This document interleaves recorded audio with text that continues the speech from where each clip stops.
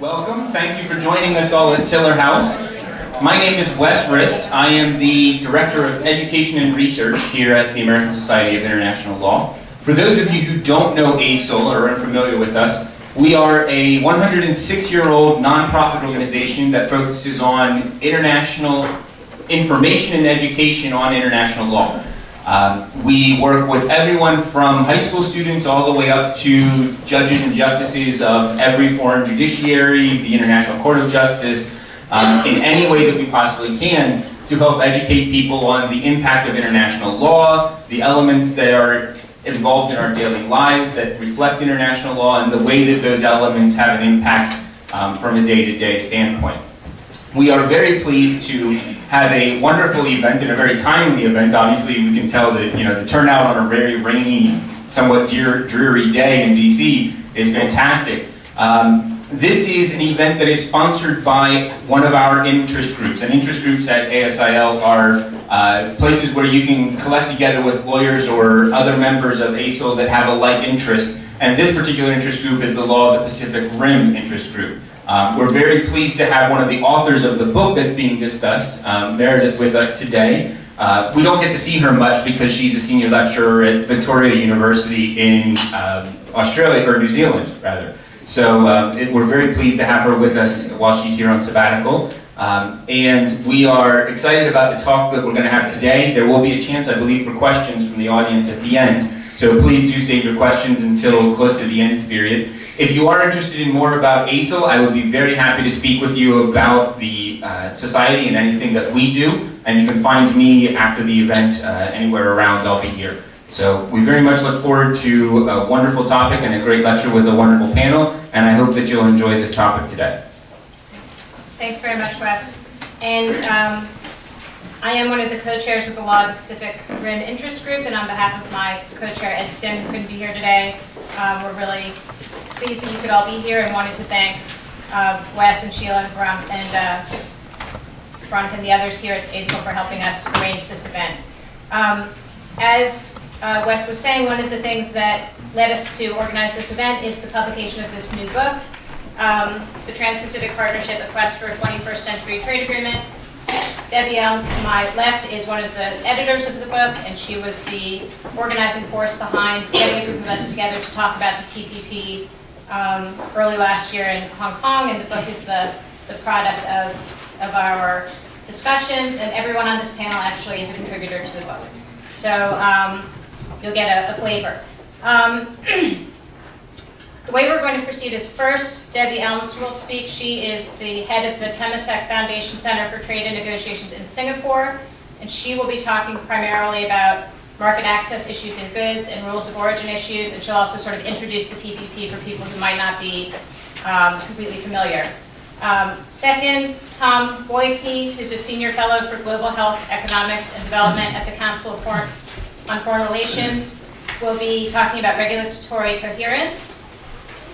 And after that, Kim Elliott, who is visiting fellow at the Peterson Institute for International Economics and a senior fellow at the Center for Global Development, will be talking about labor issues. And then last, I will be talking about some strategic considerations arising out of this agreement, and we'll have plenty of time for questions at the end. We're going to probably speak for about 15 minutes each, so we should have about half an hour at the end for your questions. So with no further ado, I'll turn it over to Debbie.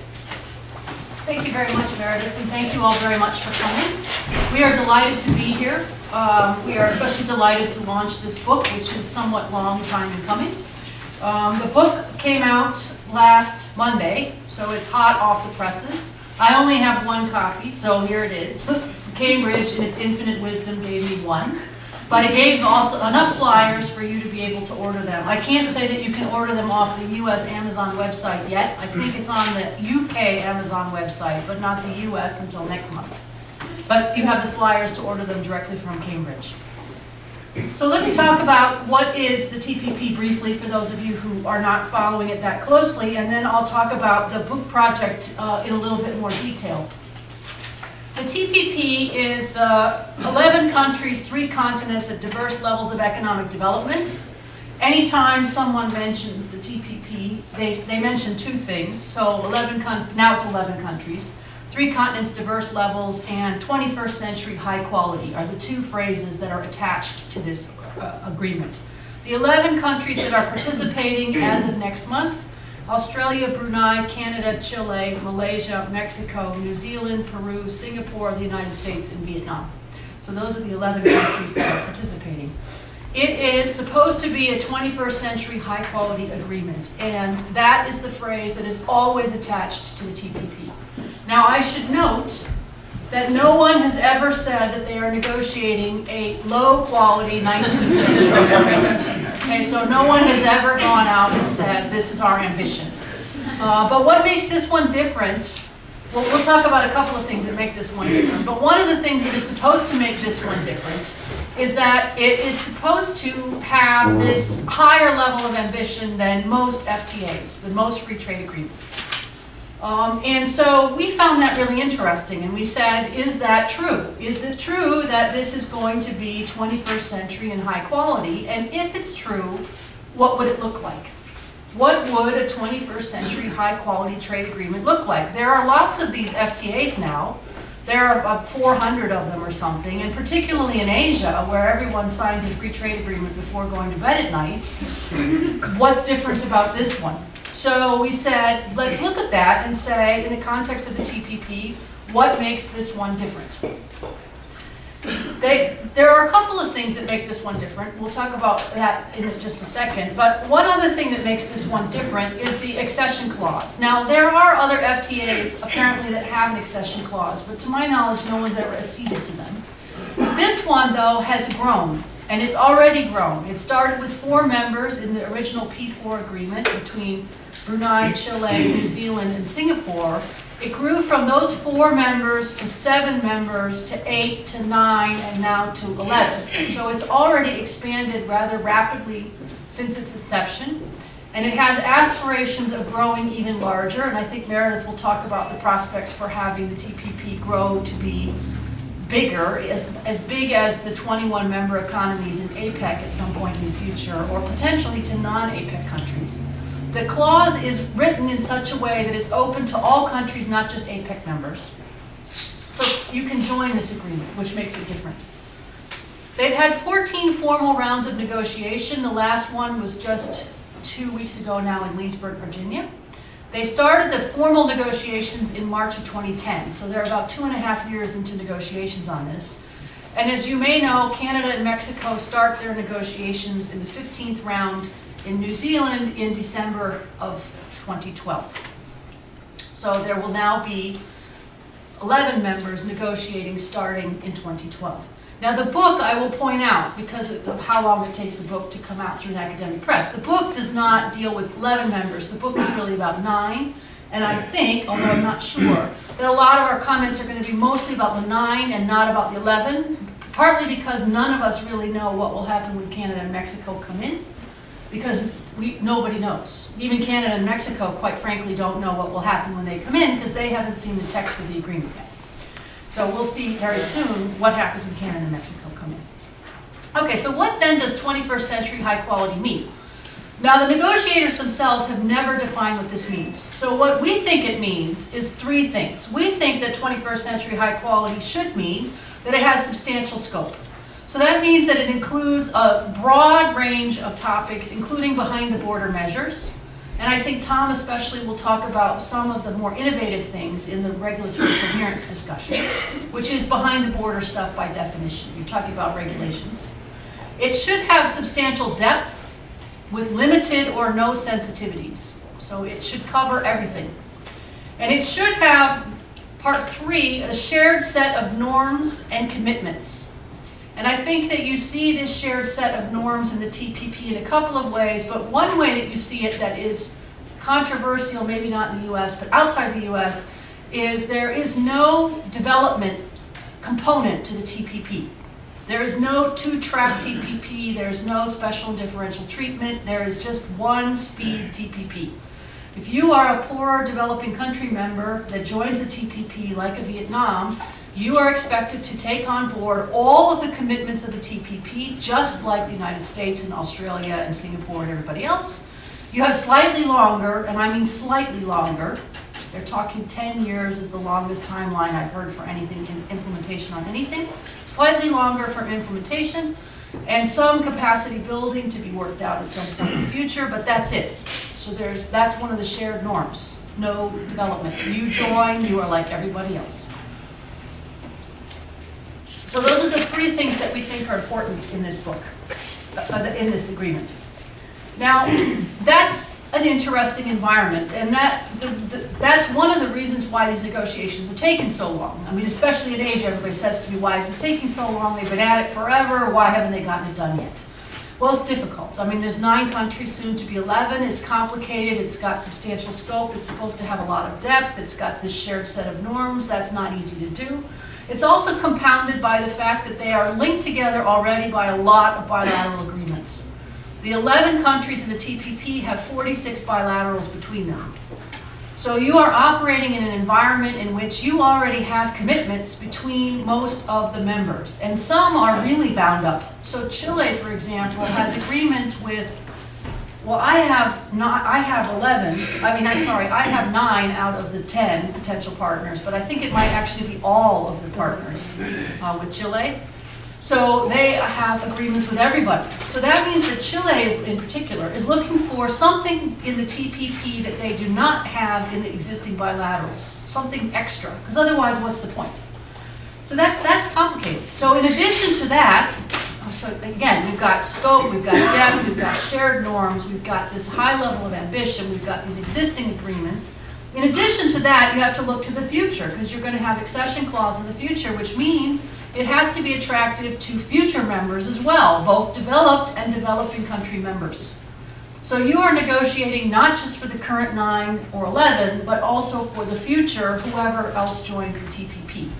Because if it stays with the current configuration of even the 11 is not hugely exciting from an economics perspective. So you really want to pick up some more members before you start to have real economic benefits from the TPP. So all of these things have combined to make this a very complicated and difficult negotiation.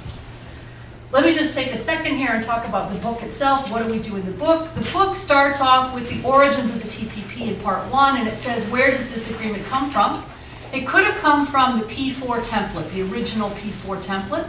It could have come from the US templates. It could have come from a development perspective. It will probably not surprise you to know that it comes mostly, in the end, from the US templates. That is both because the US is the 800-pound gorilla in the group, and also because, by default, actually, the US has basically been the only one who's tabled texts for most of this agreement. The US waited for other countries to table texts, and the other countries, frankly, haven't really tabled very much. And so it's ultimately fallen back on the US to keep tabling new texts. So that's section 1, and then there's a review of the agreement up through November of 2011. So the book's deadline is really November of 2011, because that's when the original deadline for the TPP was supposed to be, that APEC meeting of 2011. Section 2 then says, let's look at some specific areas and say, what would 21st century high quality mean in these specific areas? And it goes through market access in goods, rules of origin, services, investment, intellectual property rights, regulatory coherence, labor, the environment, and then potentially, if you were going to write a chapter on exports, what would it look like? So we look at some specific areas and say, what would it look like? And then how close or how far does the TPP appear to be from that sort of aspirational goals of a true 21st century high-quality deal. And then the third part of the book says, well, let's take the TPP and compare it to the rest of the world. How does it add to or detract from integration efforts elsewhere, in APEC, in ASEAN, in Latin America, in the global trade regime under the WTO? So the third part of the book says, take the TPP and look outward. How does it affect other kinds of relationships? So that's what the book does. Let me turn now with the last of my 5 minutes, I think I have 5 minutes left, to talk about market access in goods and just give you a little taste of what that chapter looks like. And I will jump to the conclusion first, and then I will go backwards. The conclusion is, of all of the parts that are 21st century and high quality in this agreement, the one that is not is market access in goods. And the primary reason, and this is going to be controversial to say in this room, I'm a little nervous, I have to say, the primary reason that it is not 21st century high quality agreement is actually US demands on goods, market access and goods. Now, why is that the case? Well, it has to do with a couple of reasons. But one reason that market access in goods has been problematic is that you have, again, all of these existing bilateral agreements. And because there are so many bilateral agreements, you have existing commitments in goods. Most of the agreements we're talking about do not have very many rules or very many new rules in other areas. So services, there might be rules and services, but they may not go much further than your WTO commitments. There may be some rules in investment, but maybe not too much further. Maybe some IP rules, but maybe not that much on IP. Maybe nothing at all. There's maybe nothing on labor or other kinds of chapters. But rules on goods and rules of origin, everybody's discussed this. Everybody's got these commitments. It's extremely complicated. And in fact, many countries have multiple overlapping agreements between them. So Singapore and New Zealand have 3 separate agreements between them already, plus their WTO commitments. So when you're trying to write a new agreement, you're operating in a world in which you have all of these existing commitments already. So that has resulted in some very complicated negotiation procedures. And if I could just boil this down briefly, this is a tough one, but I'll try to make it brief. There are multiple ways to approach this. One way is to say, what we will do in the TPP is we will start fresh. So we're not gonna throw out the existing agreements, because that would be silly. They sit there, they stay there. But in the TPP, we will start over on a plurilateral basis among the 9, and we'll make a new market access schedule. The United States said, no, we don't want to do that. We don't want to do that because for those countries with which we already have an agreement, we have preferential access into each other's markets. And if we start over at a new level, we will make it, our exporters will be worse off in the interim. Between now and when the thing gets phased in, it will be worse than the current access. So we don't want to go there. We want to stick with our current market access offers from the existing free trade agreements and negotiate only with those partners where we do not have an existing FTA. So the US has gone down a bilateral route, and Peru said we'll do the same thing. So Peru and the United States have said, if we have an FTA with you, that is your TPP offer. And the rest of the country said, that sounds silly to us. What is the point of negotiating a new agreement if we are not going to negotiate in the new agreement? We will, the five of us remaining, negotiate among ourselves and make a schedule that applies to the 5 of us. At the end of the day, when this whole thing comes together, it is possible that you will reach the same point. At the end of the day, 10 years down the road, when they all come together, you may have 0 tariffs for 100% of your goods. You could imagine a scenario under which, at the end of the day, the US track and the plurilateral track line up and it's 0 tariffs for 100% of the goods. At which point, all we have is a mess for the interim period. But we don't know that is going to be the case, in part because there are all kinds of exceptions and qualifications in existing bilaterals that still have to be worked out. We don't know how that will play out in practice. And we're not exactly sure how because the plurilateral group, the 5, aren't sure what the US is doing, they're nervous about making commitments to each other too. So everybody's basically holding back at the moment, waiting 2.5 years into this negotiation for some clarity from the other side to see what's going on. So we're not sure 2.5 years in exactly where we will be. The problem areas, and I'm just going to mention what they are, we can talk about them in Q&A if you're interested. The problem areas are the ones that you would identify. Anyone who's followed US trade politics knows what they are. Dairy, sugar, textiles is a nightmare. Footwear, horrible. Tobacco is becoming an issue. Autos might be a problem.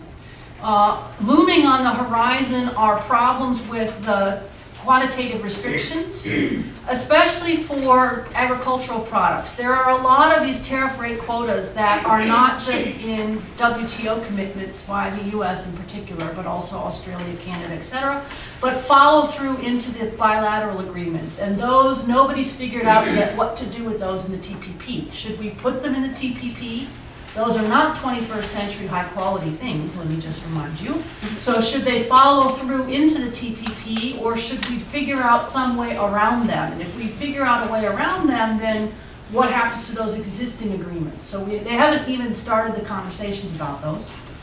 And then you have, just to finish up very briefly, the connection between tariff levels and rules of origin. Because we can have very low tariffs at 0, but if we write complicated rules of origin, it doesn't matter whether the tariffs are 0, because no company can qualify their products and claim the benefits under the TPP as qualifying for those 0 tariffs. Well, again, like I said, this is not the most progressive part of the TPP. They have gone down the least 21st century, least progressive part of rules of origin and gone for product-specific rules of origin so far. So starting with the chemical section, they have gone for product-specific rules of origin. In other words, for every single chemical, they have a specific rule of origin that applies just to that chemical. Next chemical, new product, new rule of origin. That is potentially the way they will go through the entire agreement. And we don't know because it isn't done yet. They're still arguing about it. But once you start down product-specific rules of origin, you do not have 21st century high quality. And you have the potential for much less market liberalization than you might have expected from this agreement, given all of the enthusiasm coming into it. So you may have 21st century high quality agreement in a lot of areas, but it will probably not be as liberalizing as you might have expected on the good side. Better than some, and certainly better than some in my part of the world in Asia, but not as good as you might have expected given all of the rhetoric heading into it. But there are other areas, before you all get totally depressed, there are other areas where some progress might be more forthcoming than on the good side. So let me turn it over to my colleagues to talk about some of the new or slightly more innovative areas in goods. Thanks, Deborah, and thanks to Meredith for organizing this, and to ASIL for hosting us. In the way of disclosure, as was mentioned up front, I'm Tom Boykamp, a senior fellow at the Council on Foreign Relations. I split my time with the Bill and Melinda Gates Foundation, but the part that's a disclosure is I used to work at USTR. Not only did I used to work at USTR, I worked for Barbara Weisel in the Office of Southeast Asia and Pacific. I did not work on TPP. And I assure you, my knowing Barbara gives me no inside knowledge whatsoever on what's happening in this negotiation, but by way of giving you a sense of my own experience and biases coming in, there you go. So I'm here to talk about regulatory coherence. As Debbie mentioned, this is among the areas of beyond the border, high standard, high quality, 21st century issues. This is the one that has been both the highest profile and has gotten the most traction. It is also, for those trade policy wonks here, it is one of the hottest areas in trade policy issues in general. Both the last 2 World Trade Organization annual reports basically talked about this issue. The 2011 report focusing on deep integration and preferential trade agreements, the 2012 report focusing on non-tariff barriers and the possibility of regulatory cooperation as a means of addressing those barriers. So in my brief comments today, I'm going to go through 4 steps. First, I'm going to talk about why is this such a hot area. Second, I will talk about the policy responses to the issues. Third, I will talk about the way they're reported to have been dealt with or are being dealt with in the process of the TPP negotiations. Again, I have not seen text. Fourth, I can say we were asked as part of our writing assignment here to imagine what would be an ideal 21st century way of addressing these, and I will talk about those, my opinion on that as well. So, why is regulatory coherence such a hot topic? Well, over the last few decades, you've seen progressive tariff liberalization, Improvements in information communication technology, cheaper shipping, has resulted in a few things. The first is that there's been an explosion in the volume of trade internationally in goods and services. It involves a greater number of countries than it did before. Supply chains, production models are far more complicated than they used to be, unbundled with different stages of manufacturing being sourced in different countries. Same is true, of course, with services.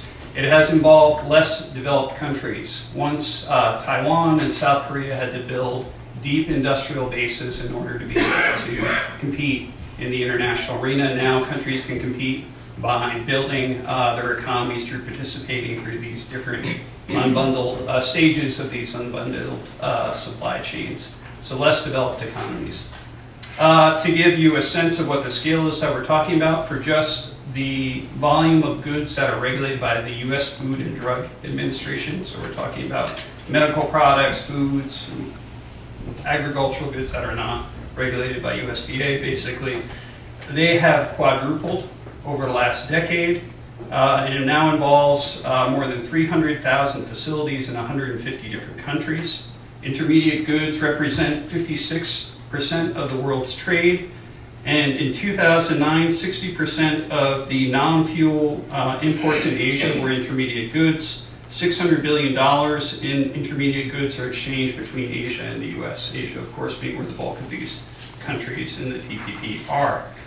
So these changes have had dramatic consequences for the importance of regulation in international trade. Non-tariff barriers, particularly regulatory requirements, are now the limiting reagent to international trade.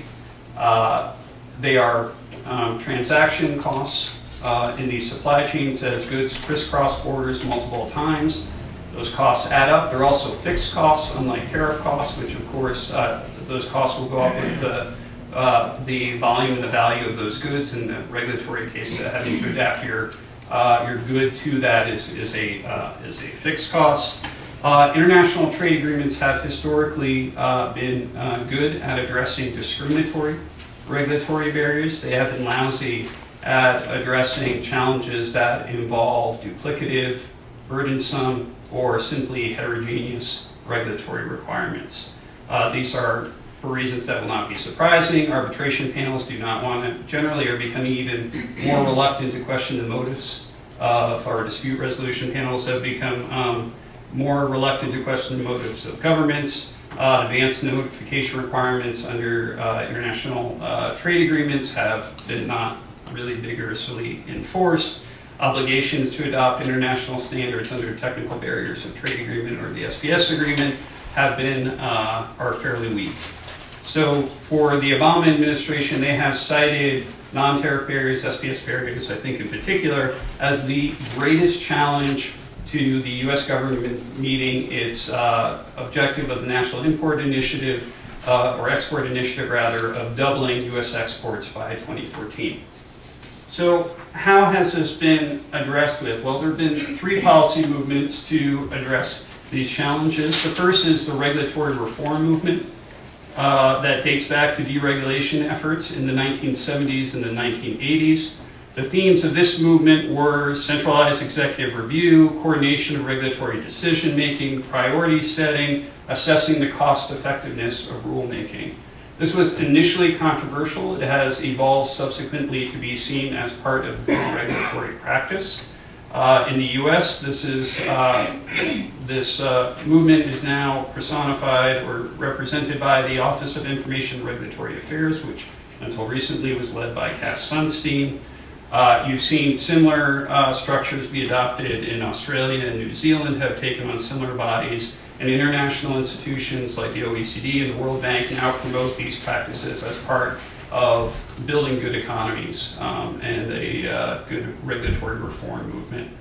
The second movement has been to link these issues to international trade, and this has occurred at the World Trade Organization. So the TBT committee has adopted good regulatory practices as an international trade issue. Back in 2006, it became part of a standing agenda on these issues, and then has stayed on that agenda since and has been pursued in that venue. The third way that this has been dealt with is through bilateral and regional structures and agreements. And what you've seen in ASEAN, for instance, is they've established a consultative committee on standards and quality and a framework agreement on mutual recognition arrangements. And the ideas behind these cooperative activities are to promote streamlined or at least consistent approaches to regulatory issues. Australia and New Zealand have established a variety of structures on this. The Trans-Tasmania Mutual Recognition Arrangement, they have a food standards treaty, and are working on a joint therapeutic products authority to their versions, effectively, of the drug side of the FDA. The U.S. has attempted to engage in these activities with Europe and Canada through a variety of agreements. They have not been met with an enormous amount of success yet. These three movements have merged in APEC. All three are represented in what is happening in APEC these days. Promotion of good regulatory practices. Again, these are promotion of good regulatory practices and regulatory reform, the link of those practices to international trade, and the establishment of formal structures to promote regulatory cooperation. Examples of these are the 2005 APEC OECD Integrated Checklist on Regulatory Reform. It is, again, about good regulatory practices. They have set up a subcommittee on standards and conformance as well, and this is to reduce distortions from domestic regulation and promote standardization to introduce these concepts into international trade. And there has been a proliferation of mutual recognition agreements among APEC countries to set up these bilateral and sometimes plurilateral structures of trying to reduce differences. So how have these various reform movements been represented in the TPP so far? Since all TPP parties are also members of APEC, this created a foundation for moving this agenda forward. It's fair to say it has been a U.S. initiative, although I think by all reports supported by Australia and New Zealand. Reports of what's in the text, again, I haven't seen it, is that it's really focused on the first two elements that we discuss. So that is good regulatory reform principles and good regulatory practices, and introducing these concepts into the trade context. It has not, however, had the third element, which is formal structures for intergovernmental cooperation on regulation. So reports indicate that the regulatory coherence chapter in TPP has non-binding provisions on creating a regulatory coordination mechanism. This is similar to OIRA, that body I mentioned in the US, to limit duplication and conflicting regulatory conflicting actions. Again, this is a national initiative, so it would be each country participating in the TPP would set up the structure to coordinate within their own respective government agencies, not setting up a structure that would sit on top of all the countries participating. They've put forward a regulatory impact analysis in that structure and principles for that, so how that system should operate should countries decide to adopt it. There are very broad principles on intergovernmental coordination, which include what have been in previous trade agreements. Information exchange, potential sectoral initiatives, particularly on medical devices, is one thing I've heard. They set up a regulatory coherence committee, which is effectively, for those of you that have seen these trade agreements before, really a working group, and it's meant to pursue an undefined set of cooperative activities as they may arise. So, what do I think about this in terms of this meeting with the standard of a 21st century agreement? On the positive side, I think from U.S. trade policy, it's groundbreaking to be taking these issues on. As I said, this is among the biggest things going on in international trade policy circles now. Certainly, it has been part of a variety of initiatives going on in the U.S. government to do more on intergovernmental cooperation and on regulation issues elsewhere.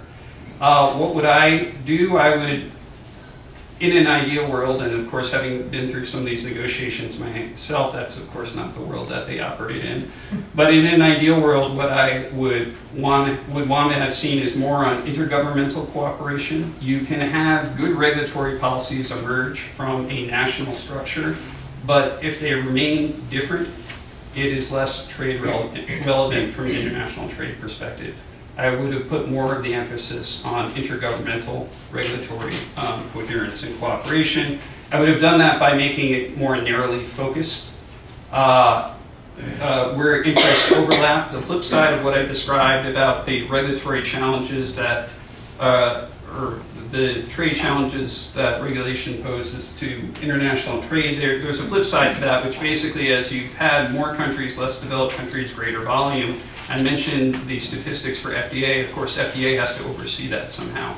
So FDA actually has a lot of incentive in international cooperation and looking at adoption of consistent international standards. So I think having an agenda that focuses not just on trade liberalization, but ensuring international standards are met on the products regulated might have been a better way to go. I think there's been a lot of talk about that, and I think in terms of good regulatory practices, I think that's where they're hoping this will go. I think a faster way to get there would have been through intergovernmental cooperation.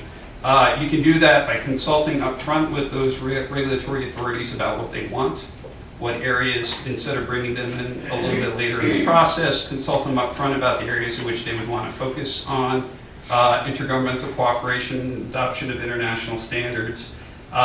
There are a lot of, I don't know how I'm doing for time, but there are a lot of models in APEC and ASEAN where they've adopted formal structures to encourage the adoption of international standards, create reporting requirements when they're not adopted, binding transparency requirements, having the trade agreement itself set up a structure that is rigorous and has ways of moving the agenda forward, but leaving the actual work by which that is done to the regulators themselves.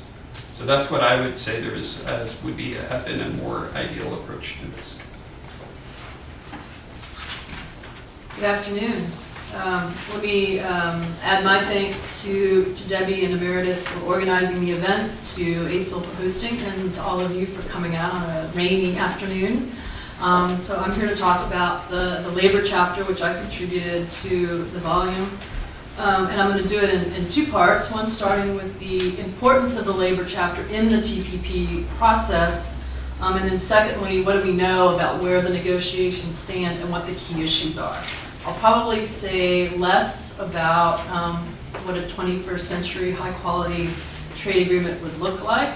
Because as you'll see in my remarks, I think that the negotiations are highly constrained by the politics, and I just don't expect to see a lot of shift in the template. And my vision of a high-quality agreement is quite radically different, and so there's just basically no chance of that happening. If people want to ask me in Q&A, I'm happy to talk more about it, but I think it would be sort of, I'm going to focus my remarks on what I think is going on. Maybe you know your name, please, where you're from? I can't remember. No, sorry, there was the early introduction, so I wasn't going to reiterate, but in case you came in late, I'm Kim Elliott. I'm a senior fellow with the Center for Global Development. Sort of my work on labor standards is summarized in a book that was published by the Peterson Institute, where I'm a visiting fellow, co-authored with Richard Freeman on globalization and labor standards. So you can go to that for more sort of background, substance, and detail, although not on the TPP per se. So on the importance of the labor chapter in the TPP process, there are other TPP parties that have references to labor in their trade agreements. Canada has, typically in the form of a side agreement, in all of its trade agreements on labor. Chile includes provisions in many of its trade agreements. The original P4 agreement has a memorandum of understanding on labor standards. But almost all of those tend to be hortatory, and they tend to focus on cooperation and are very weak if they have any enforcement provisions at all. The U.S., as Debbie mentioned, the U.S. is driving those negotiations and tabling text in many areas, And clearly, labor is one of those, and it has a very different model. And basically, the U.S. has to have a labor chapter in the TPP if it is going to have any chance of being approved by the U.S. Congress. Having said that, it has to be very careful about what is in that chapter. On the one hand, unions and labor supporters and Democrats that support them will be insistent that there is a labor chapter, but if it goes too far in the provisions on labor standards, then it will lose a significant number of Republican votes in the Congress and attract significant opposition from the business community. So it's a very fine line that the U.S. Trade Representative has to walk in these labor negotiations. And so that's why I said there's very little flexibility. Trade agreements, some of the trade agreements that we've had over the last decade or so, like with Australia, Singapore, have been relatively non-controversial and have passed by fairly large majorities, or at least comfortable majorities in the U.S. Congress. But ones that are more controversial, and in particular include countries that export sensitive products like apparel and footwear, which Debbie mentioned, like Vietnam, those tend to be subject to very narrow congressional votes. And so that's why this sort of tightrope is so narrow. What sort of behind the political sensitivities, what makes negotiating a labor chapter so difficult for the United States is that of 8 International Labor Organization conventions that are related to the 4 core fundamental principles of worker rights, the U.S. has ratified only 2. One relating to forced labor, one relating to the worst forms of child labor. That is fewer than any other TPP party except for Brunei. Vietnam has even ratified 5 of the 8.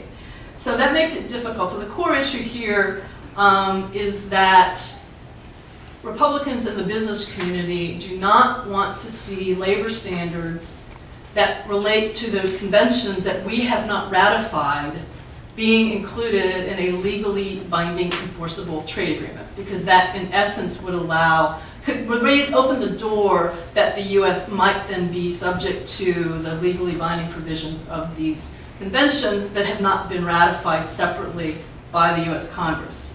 On the other hand, the unions and labor supporters would like to see that door opened up by these trade agreements. And so that's sort of, it's this very narrow, sort of very technical issue when we talk about, so what labor standards are going to be included in a trade agreement. That's kind of the nub of it. What is the relationship to the ILO conventions? And then the second, a related issue, is the enforceability question.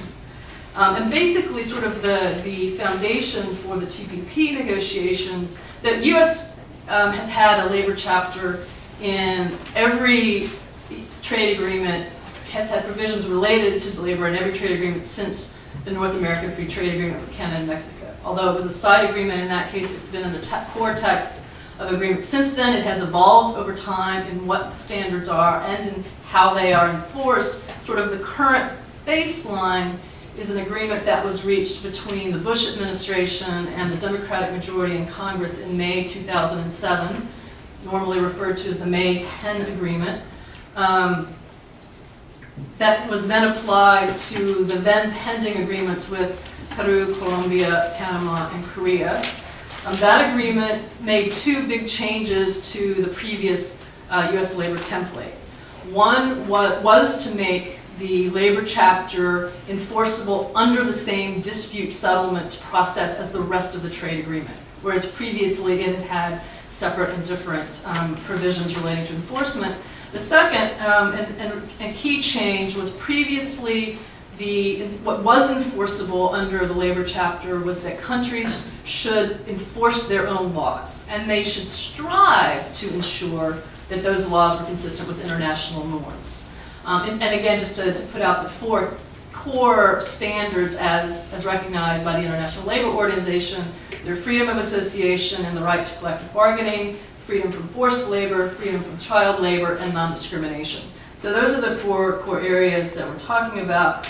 What the May 10, 2007 agreement did was to say that countries' laws should reflect the international rights as identified by the International Labor Organization and what was called the Fundamental Declaration on Rights, Fundamental Declaration on Principles and Rights at Work.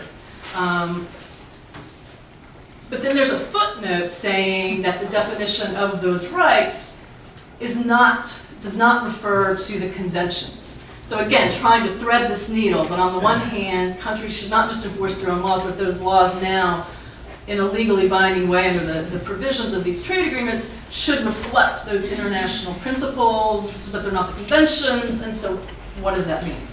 So that's sort of that was the situation when the TPP negotiations started. It was one of the, again, as with Tom and many other areas, we haven't seen the text of what the U.S. Has tabled, so what I'm saying now is based just on press reports. But it was tabled only at the end of 2011, so relatively late in the negotiations. It was one of the last texts to be tabled at all. It was, and from the reporting, sort of given what I've said about this background of this tightrope, it appears that what USTR is doing is a fairly minor tweaking of that May 2007 template. Apparently there are, sort of, if you put aside the core obligations, they've tried to add some provisions that refer to that countries should take steps to combat trade in products involving child labor and forced labor, and also to explicitly show that their labor laws apply in export processing zones. Both of those things would have been covered by previous agreements. They're just kind of brought to the fore and made more explicit and emphasized to try and show.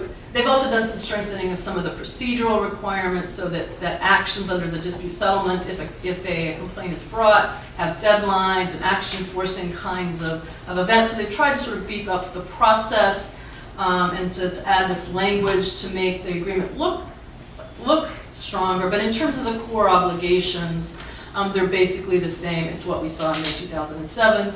And the footnote saying that we're not talking about ILO conventions is still there. Now my interpretation, as I discuss in the chapter, is that I don't really think the footnote makes that much of a difference. It's clearly symbolically and politically very important, but if in fact a labor complaint comes before a dispute settlement panel, there's sort of nowhere else to go in terms of defining international rights except the ILO conventions and jurisprudence. There's just, you're not going to sort of make these things up out of whole cloth anew. So I think that it's somewhat of a, in substance, probably not as important as people are making it out to be. But apparently the bow to labor supporters was the strengthening of the process around complaints and this language on EPZs and forced and child labor, and then for the Republicans in the business community was keeping the footnote on what the core obligations are. Obviously that has satisfied no one. So sort of in terms of, so that's sort of the domestic side, which in my view, and as I say in the chapter, I think that negotiation, A, it had to happen first, and B, was sort of at least, or if not more important than the international negotiation, which has just been starting. So in terms of so what is that international negotiation in the TPP likely to look like? I mentioned that not only the U.S. already has FTAs with 6 of the 10 parties to the TPP. So those countries, which is Australia, Chile, Peru, Singapore, and now Mexico and Canada, they already have labor provisions in their existing trade agreements. And so, as others have mentioned, or as Debbie mentioned, I guess it's new, Tom's is new, so not an issue there, but how these things are going to relate and whether the TPP labor chapter would replace these others or add to it, all of that is one of the things to be negotiated. And at least what I'm hearing is that even some of the of those 6, let me go back for a second, I'm sorry, of the 6 that have agreements, only one, Peru, is post-May May 2007. So all of the others are under the previous template and would be regarded as weaker than May 10. So an issue of whether those countries are going to have to accept the stronger agreement. What I'm hearing is that even though they've signed those earlier agreements, even though many of them, Chile being a prominent, include labor provisions in their trade agreements, are resisting U.S. pressure, and this is also occurring in other areas, intellectual property and environment that were also covered by the May 2007 agreement, are resisting U.S. efforts to make them renegotiate and go further in areas that they had previously negotiated in their bilateral FTAs.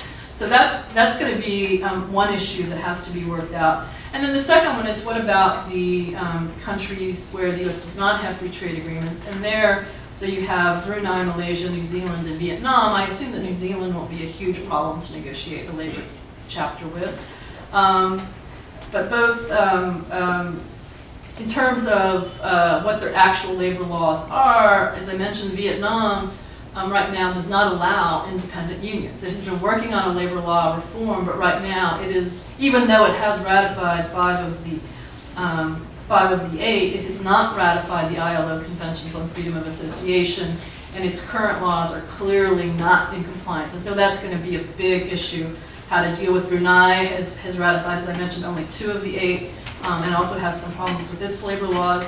The U.S. sort of approached in the past with its trade agreements, especially because what it was negotiating was an enforce your own laws template, which you wouldn't want countries to sign an international obligation to enforce the laws that were terrible. So the U.S. has tried to get countries to undertake labor reforms before the trade agreement is actually signed. And that's what it's been trying to do with Vietnam, but whether that's going to be possible to do in the kind of timeline where the TPP negotiators would like to conclude the negotiations, I think is very much up in the air.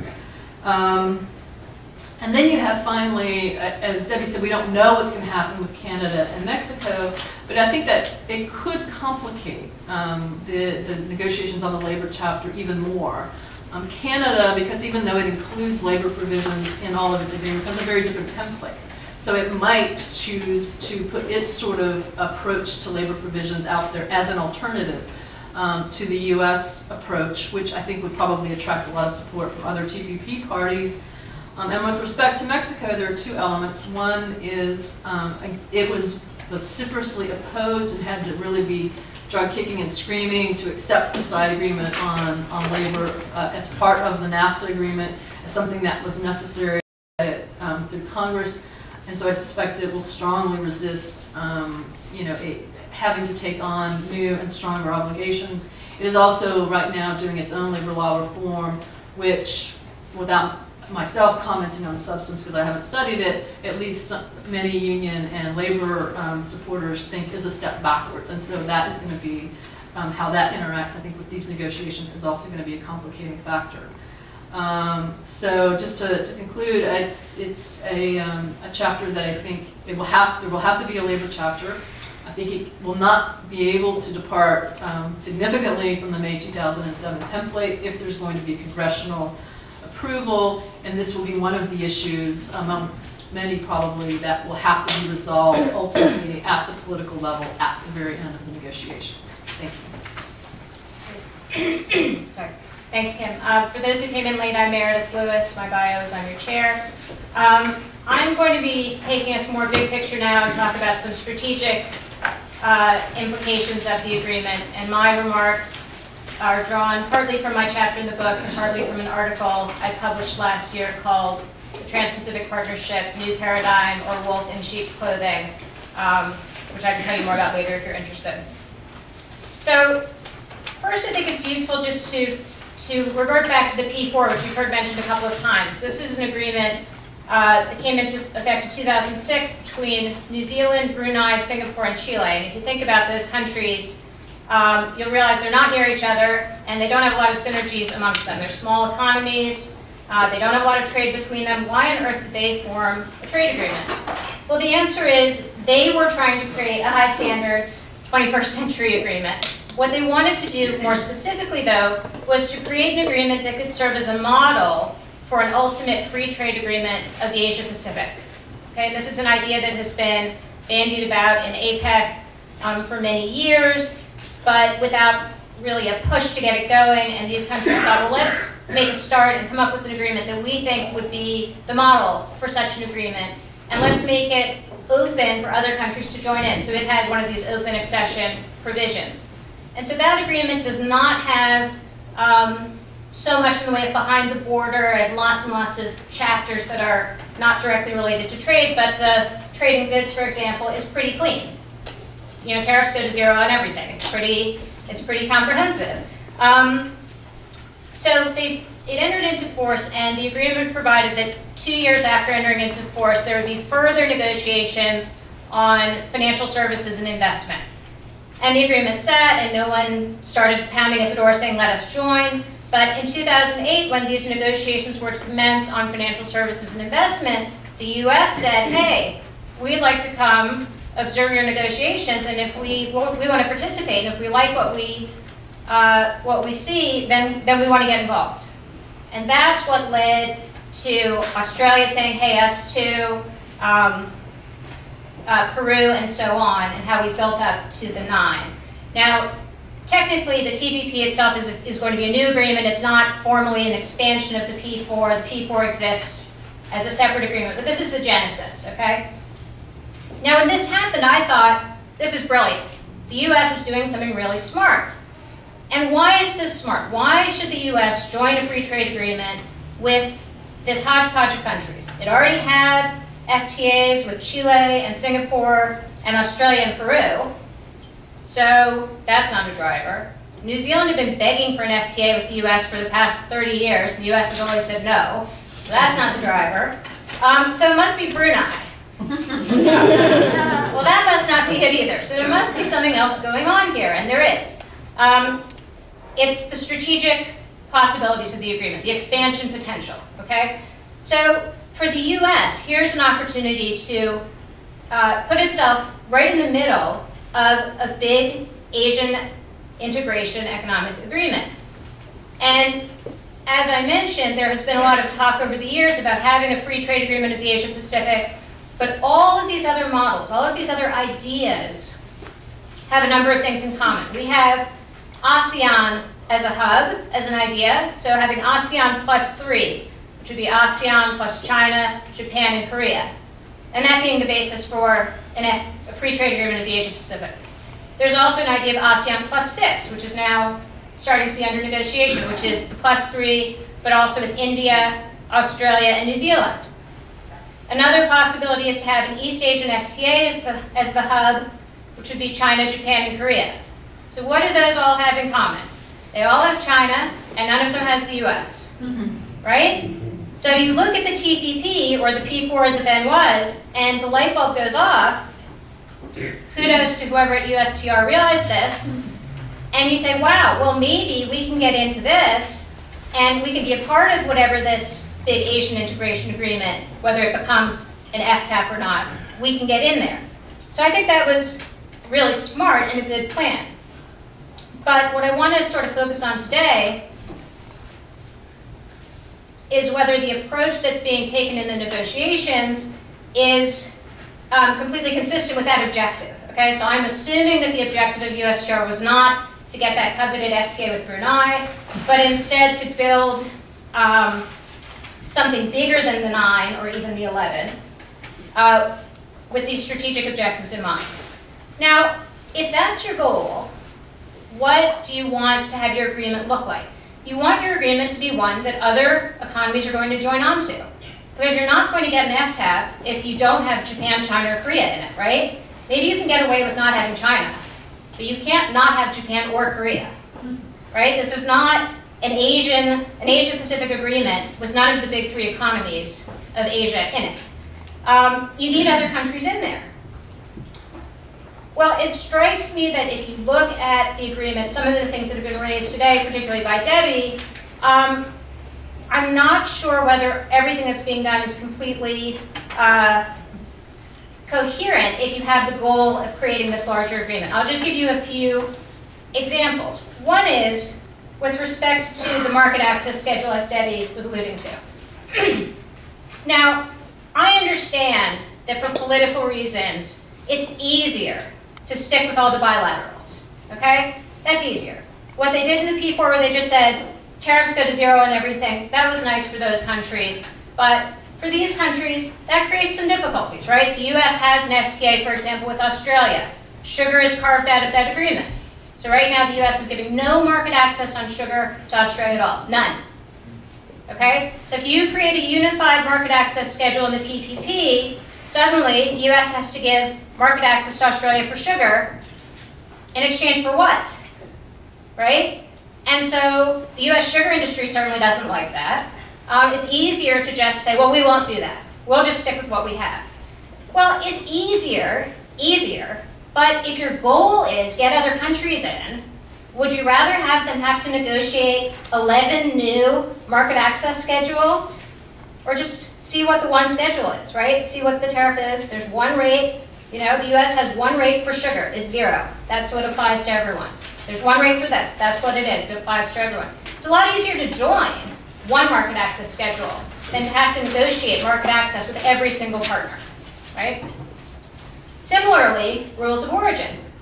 If the countries could just agree that this agreement was going to have one rule of origin, right, whatever rule that was, it'd be a lot easier for other countries to look at and say, yeah, okay, that makes sense, I can live with that, than to have product-specific rules of origin for every single product. I mean, really, right?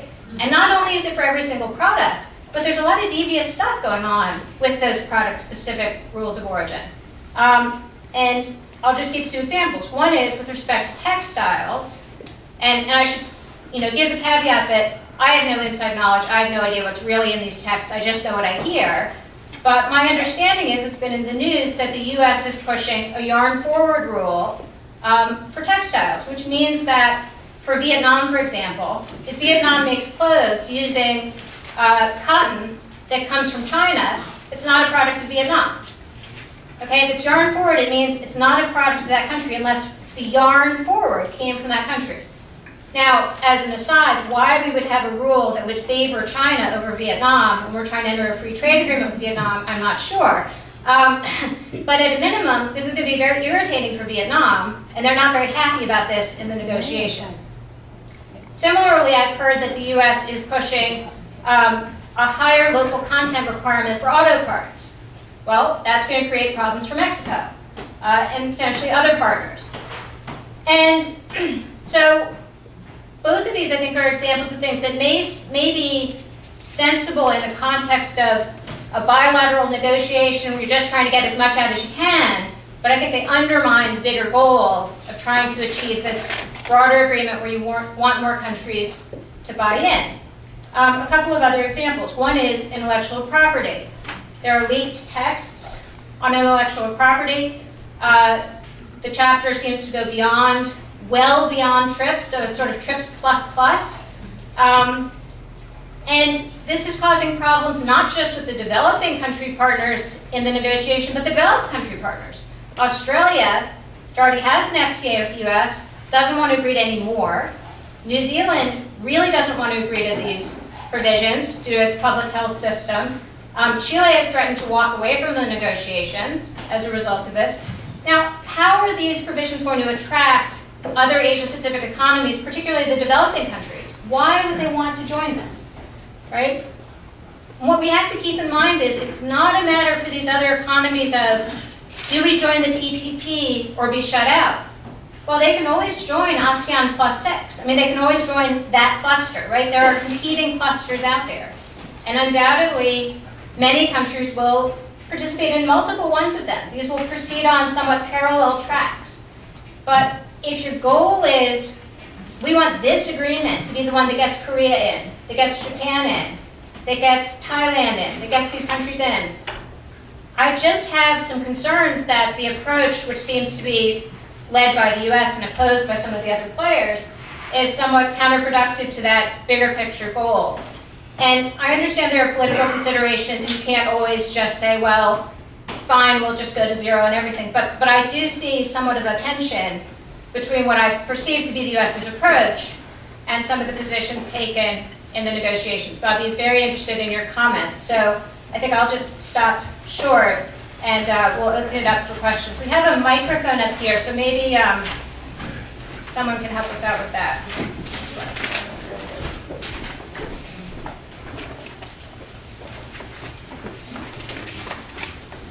Hi, my name is Karen. I have a quick question. Deborah, you kept referring to 5 countries in your remarks with regards to market access, and I'm sorry if I'm just not as... Sorry. Well, because the U.S. The U.S. is negotiating, the ones with which the U.S. does not have a bilateral are negotiating a plurilateral among them, and Peru and the United States are out. So that would be 7. Sorry, it should be 7, and then the other 2. But I have to say that those countries where the United States is negotiating the bilaterals often do not participate in the plurilaterals among them either. They're waiting for the bilateral to be set before they negotiate in the plurilateral for market access. It's very complicated.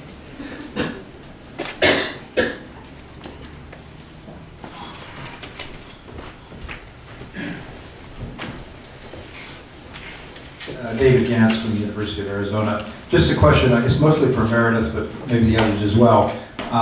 Nobody said a word about Trade Promotion Authority. And I bring that up mostly because the labor and the environmental provisions are going to be, along with investment, are going to be a major focus of that. Do any of you have any thoughts as to what might happen at that time?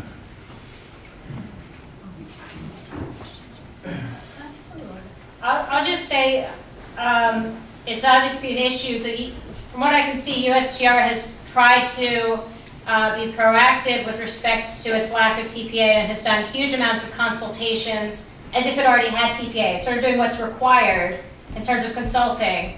And I gather it's hoping that this will be a popular enough agreement that at the end of the day it will get, maybe just get fast track for purposes of this agreement. I've heard that bandied about, but maybe others have more information. I think the assumption has been, in terms of this agreement, or at least as I understand it, that whether it's Trade Promotion Authority will be broader or specific to this agreement. If you get an agreement that can pass or receive congressional approval, you will also get TPA rather, to be able to pass as well. I think that the thing to realize about these negotiations is the fundamental goal from the U.S. side is to have an agreement that can get congressional approval.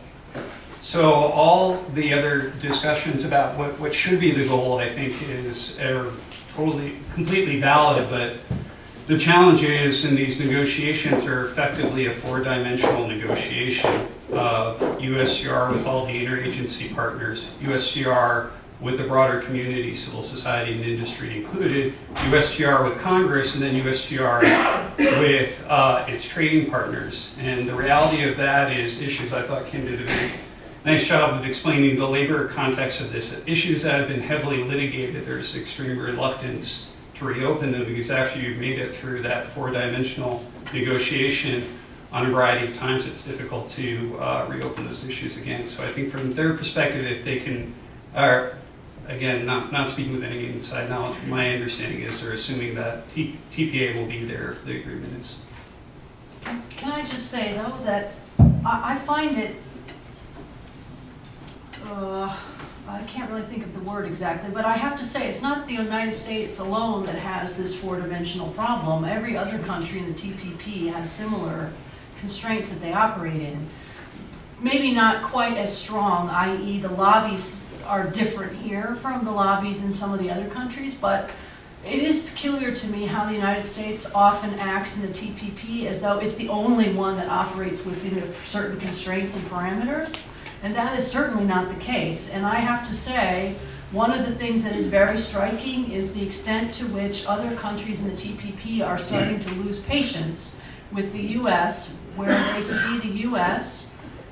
continuously asking and demanding for changes on X, Y, or Z policies, but refusing to make any changes in their own policies because they say, we can't, we're constrained by this 4-dimensional policy space in which we operate, but you have to do X, Y, or Z changes because otherwise we can't get whatever it is that we need to get. they're getting very frustrated by that. I think that's true, and I think countries have recently been more successful on pushing back. In the U.S., there is a mention of sugar being excluded in Australia, and that's from the market access provisions, and that's true. But rice was excluded on in the U.S.-Korea free trade agreement on the Korean side, and I think countries have been more successful in pushing back recently on these issues, and the same is true on the more functional issues. And I imagine we'll see that in this context, you know, so that I think that's why it's a negotiation ultimately. Gary Horlick. The two future members are going to join before the next round, so I'd like the panel to comment on how that will affect both the timing and the substance of the negotiation. Just to mention one minor example, the U.S. position that it won't reopen market access is obviously going to change vis-a-vis Canada on dairy. So we were telling the Australians they won't reopen market access, but Chinese Canadians, you have to. And the U.S. would have to on dairy. So neither of those is a secret. An interesting contradiction opening. Yeah, that is a huge contradiction, isn't it? I'm really dying to talk to USTR tomorrow about this because the Australians are particularly incensed, frankly, because they said, wait a second, I mean, they had been very irritated from the beginning that market access would not be reopened. From the beginning, I mean, from the beginning, they said this seems totally unfair to us that we're not going to reopen market access, especially because not everything in existing FTAs goes to zero, and not everything goes to zero in the same timelines, and there are these quantitative restrictions, and in the case of Australia, there's still this restriction on sugar, which I will note is a deal that they cut to carve out investor state. So it was sugar for investor state. So it wasn't that it was a bizarre trade-off. It was a trade-off between the two sides. But nonetheless, sugar is not in the bilateral deal.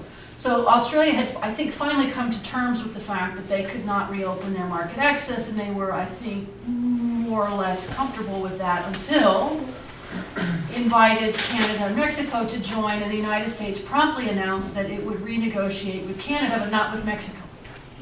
So it would reopen existing market access commitments with Canada, but not with Mexico, because it presumably got what it wanted out of Mexico, but not what it wanted out of Canada. That is a major problem, and there are a lot of very grumpy TPP members who have FTAs who said, wait a second, that is completely a double standard. How come you can reopen when it suits you, but not reopen when it doesn't suit your interests? So that, I think, is going to be a really interesting December negotiation on market access in particular.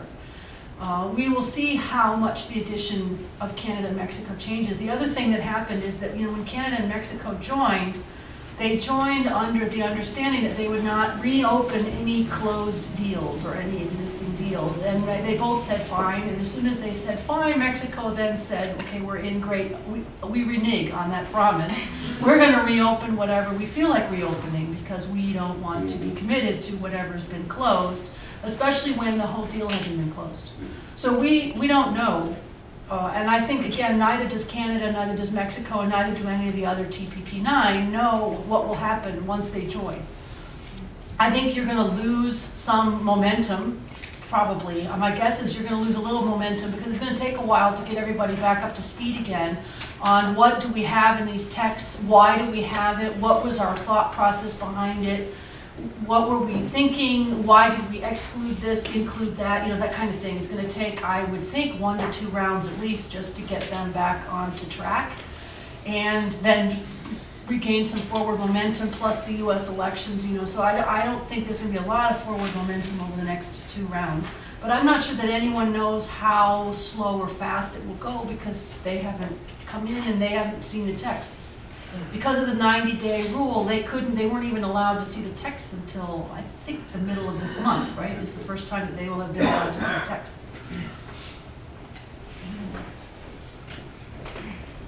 I have with us this Russian partners visiting scholar of Georgetown University. I just have one strategic question and one comment with respect to Mexico and Canada. The strategic question is, what does the TPP actually add for the US as compared to WTO. I mean, and especially with respect to China, where there's quite some things going on, at least with anti-dumping, and making China comply with its obligations. So, and I have to admit, though I have been dealing with trade for 20 years, I actually came here because a few days ago a Mexican diplomat told me, you know what, we believe that TPP will be a new version of NAFTA, so I said, well, let's come here, get some information about it, because I thought, well, TPP is something nice, but it's not very practical. But now I see, well, there might be something interesting in it which you have to become familiar with. But from the strategic point of view, it is not actually clear what's the benefit in the TPP as compared to what we already have, in particular with China. Okay, thanks. I'll just briefly comment on your second or middle point, and then I'll go to your main question to me. I think with respect to Mexico and Canada, the TPP provides an opportunity to upgrade NAFTA in a way that would not be politically possible. The three countries cannot just say we're going to reopen NAFTA and renegotiate it. That's politically not feasible. But I think there's an agreement that there are aspects of the agreement that need to be upgraded, and this provides an opportunity to do that. With respect to the U.S. and the agreement more broadly, as I said, I think if you just stuck with the countries in it now, there isn't enough in it for the U.S. I think what the U.S. is hoping or striving for is that this will grow and the U.S. will end up linked with Japan, Korea, most of the Asian economies, and that will make those countries more interdependent on each other in a way that leaves the U.S. in Asia instead of on the wrong side of the divided Pacific, as James Baker once said. So I think that's the goal. You've got a lot of Asian integration going on without the U.S., and the U.S. doesn't want to be excluded from that. So.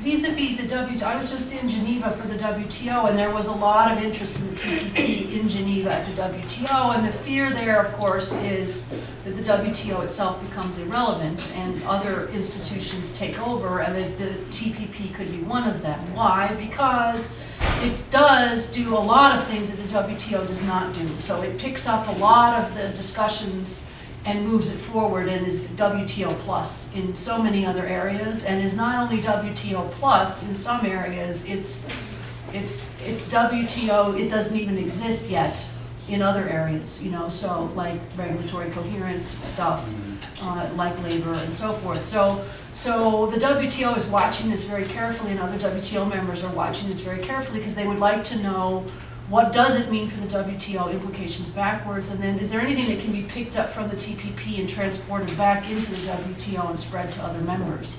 We won't know, of course, until it's done, whether it's successful or not, how many members would be interested in it. But one of the things that has been touted in the TPP for the WTO itself is this is the sort of incubator of high-quality ideas, right? So you can do things in a small group of 11 like-minded, enthusiastic countries that you can't get done in 157 members of the WTO. And so the P4 from the very beginning, the P4 said, let's do things that we can't get done in APEC, we can't get done in the WTO, let's make this a platform for innovation. The only thing I would add to that is, I mean, even in the WTO context, if you look at the 2011 annual report, I think there's been more buy-in to the notion that regional agreements or preferential trade agreements, when they engage in deep integration on these more behind-the-border type issues, might lead or create a better foundation for action at the WTO. So for years, it was just straight concern on preferential trade agreements that this would detract from the from movement multilaterally and the legitimacy of the WTO. I think there has been some movement in WTO circles to accepting that there may be some benefits to some of these agreements working in tandem with a multilateral system. John Magnus, with a question for the panel about textiles and apparel.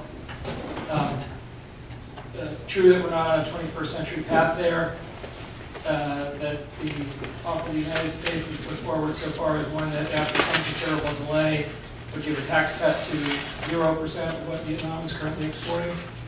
Nobody's making a yarn forward garment there today. But it's an unusual situation because of how concentrated the market access discussion is there. If you take apparel and footwear together, it comes to 90% of the tariffs paid on the things shipped here from Vietnam. So there's really only one discussion on market access, really, if you're looking at the U.S. commitments with respect to stuff coming in from Vietnam. So my question is, based on what you know about the trajectory of the negotiation, is it purely tactical? In other words, in theory, the U.S. could be waiting to play the one and only card that it has to play there for some later stage in the negotiation. Is it purely tactical, or based on your observation, does the United States actually mean that it wants to have a free trade agreement that skips over this sector altogether? Okay, well, here's the problem on apparel. So in textiles and footwear, you have some of the same constraints that you've had in labor at the domestic level. Okay, so I get that. I do understand that. But the problem is that for Vietnam, that is the one thing that they want out of this agreement. And they're willing to do an awful lot, I think, if you talk to the Vietnamese. They're willing to do an awful lot in order to make that happen. They want better access to the U.S. textile and footwear market. So they're willing to do an awful lot, but they have a sequencing issue, which is to say that Vietnam is saying to the United States, we want to see action in our key issues before we move anywhere else. So show us what you're about to do in textiles and footwear before we move anywhere. And the U.S. says, we don't want to move on textiles and footwear really until we see what you're going to do elsewhere. And so 2.5 years into this negotiation, you're actually getting in worse positions now because neither side is moving at all, hardly at all. And it's gotten so bad that the other members, at least when they're talking to me, the other members are expressing enormous dismay over this loggerheads between Vietnam and the United States in other areas that have nothing to do with textiles and footwear. Because they say, we're not seeing movement from Vietnam on anything, and it's because Vietnam claims they're not moving until they see what it is the United States is going to give them in textiles and footwear. Now, it's gotten so bad that people are starting to say, well, maybe it's hard to say.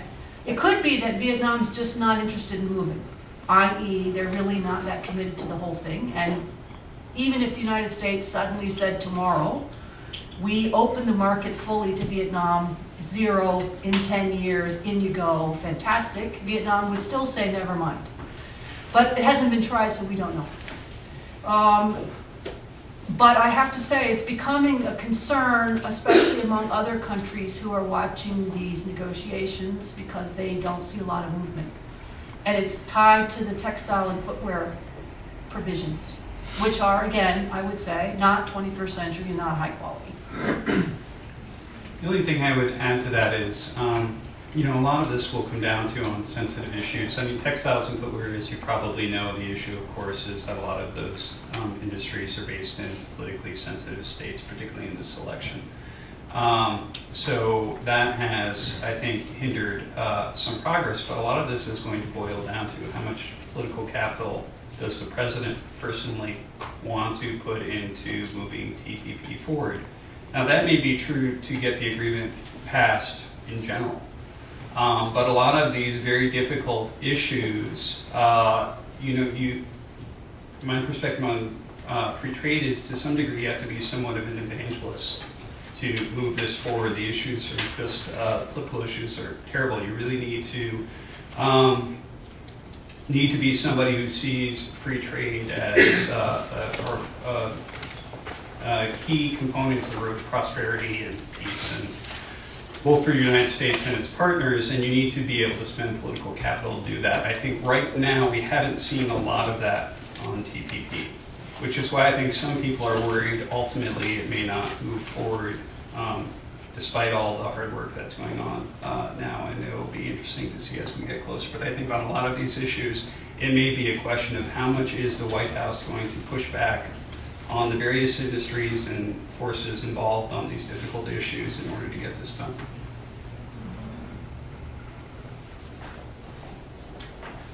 Eddie Becker. My question is on enforcement. How will this agreement, if it goes through, be enforced? It will have its own dispute settlement mechanism, kind of similar to the WTO. It'll have a dispute settlement chapter. There will be panels, is my understanding. Yeah. And nearly everything is binding in this agreement, unlike most agreements. It could be all, but at the moment it's nearly all. The question is how much, at the moment, the question is how much of the environmental chapter will be binding and how much of the labor chapter will be binding. But other than that, I think everything else is, and possibly some of the regulatory coherent stuff may not be binding, but everything else is intended to be fully binding, legally binding. So that makes it, again, one of the things that does make it high quality is the legal binding nature of it. And the fact that the dispute settlement system should be used, unlike dispute settlement mechanisms in an awful lot of FTAs, especially like the ASEAN ones, which have never been used. Is there also investment? Yes, protection? yes, investment, and that'll be binding. Not sure about investor state at the moment, but the rest of it will be in there. There is an investment chapter and it should be binding. Hello, my name is Pierce Lee, and I'm an LLM student at Georgetown University. Having a very distinct trans-Pacific background, I was born in Korea and grew up in Canada. I'm studying here. All those three countries that I have a relationship with might become members of this agreement someday. Just wanted to ask you about your opinions on the way the TPP negotiations have been carried out so far. I know there's a heavy criticism on how it's a very closed room negotiation. There was criticism for lack of participation by interest groups and industry sectors, especially the way USTR has been carried out its negotiation. Having this goal of expanding into a multilateral treaties with a lot of members across the Trans-Pacific area, and becoming 21st century high quality treaty. What's your opinion on the way the negotiations have been carried out in line with the, whether it's in line with the goals of the treaty or not? Well, I think from the U.S. perspective, I'm sure part of the approach has been informed by the failed free trade agreement of the Americas negotiations some years ago, where there was an effort to have a really big negotiation with a lot of countries, and it was just too big and it didn't work. So I think partly the U.S. has wanted to keep the numbers small, get a deal done, and then others will have to sign on or not and not renegotiate everything, because that just, you know, it makes it a lot easier. If you've got one deal and it's just take it or leave it, that's easier. So I think that that's one objective. And I think somewhat related to that is true in Geneva as well, that if you open everything up to everyone, it's very difficult to get anything done. So I think that, you know, you're right, there's been a lot of criticism about lack of transparency and so on, and maybe it's possible there could be some more, but I personally am a little bit sympathetic to the governments in this respect. At the end of the day, they've got to sell it to their constituents, and if they don't come up with a deal they can sell, then they've failed. But if behind closed doors they're doing things that they think they can sell, I think it's pretty hard to get any agreement if you open everything up to the world as you're going on. That's just my perspective. Can I just add one, oh, sorry, just one observation, which is sort of what's a small enough number? Because sort of looking back over the history of US PTA negotiations, they tended really to only succeed when the U.S. was dealing bilaterally, or in the case of CAFTA, it turned out to be more or less bilateral, but with a group of very small, very vulnerable countries. Because the U.S. approach is, because of the political constraints, basically take it or leave it. We've got the template, it's regarded as gold standard, and we're not going to deviate very much from that. When they've gotten away from negotiating bilaterally with either small, vulnerable, poor countries who are desperate for market access or have strategic reasons to do a deal with the US and are already relatively open, like Australia and Singapore, negotiations have generally failed. So they failed with Thailand, with Malaysia, because those countries were desperate for an agreement with the United States. And the US wasn't really willing to negotiate around their concerns. So the FTA, the Free Trade Area of the Americas, which was, I don't know, maybe 24 countries, I don't know exactly how many, but failed. That was clearly too many, and countries that were not desperate enough. So I think that, to my mind, the politics of the TPP is 10 countries already too many, and countries that are not necessarily desperate for an agreement with the United States. So I think there are big questions around the dynamics of the negotiation and whether or not it's really going to be able to come to closure. On transparency, there has never been a trade negotiation that's transparent. And I think you can't have a negotiation that's transparent, because as soon as it's transparent, it's a disaster. The one chapter that has been the most controversial has been the IP chapter. One of the reasons, partly because the U.S. has taken some fairly extreme positions so far early in the IP chapter, but also because it's been leaked. And I think one of the reasons why it's been so controversial is that it's been leaked and everybody's had an opportunity to leap in there and give their 2 cents on the IP chapter, and it's made it very hard for governments to negotiate on the IP chapter. It's possible that the U.S. position on IP was extreme just because it was an opening position and they were going to cut way back from that. But because it got leaked, they had to sort of say, okay, well, that is our position and now we can't move much. I mean, once you make these transparent, it's difficult to negotiate. But on the TPP, I would say that they have been trying to make it more transparent. You may know that they have this traveling roadshow that goes with the TPP called the Stakeholder Forum. And they had, I think, 950 people in the Leesburg round. It's gone up every year. Every round has gone more and more people. So they have 950 people who are everything, business, civil society, NGOs, academics, whatever, who go around with the TPP to each round. They get a full day discussion. You get slots in which you present your material. And the government negotiators come talk to you. And then there's a reception, so you get an opportunity, if you're one of the participants in the stakeholder forum, to talk to the government negotiators, and then you can pigeonhole them outside of meetings, and you can set up meetings with them in between sessions. So there's an attempt to get more feedback from stakeholders than you've had in past agreements.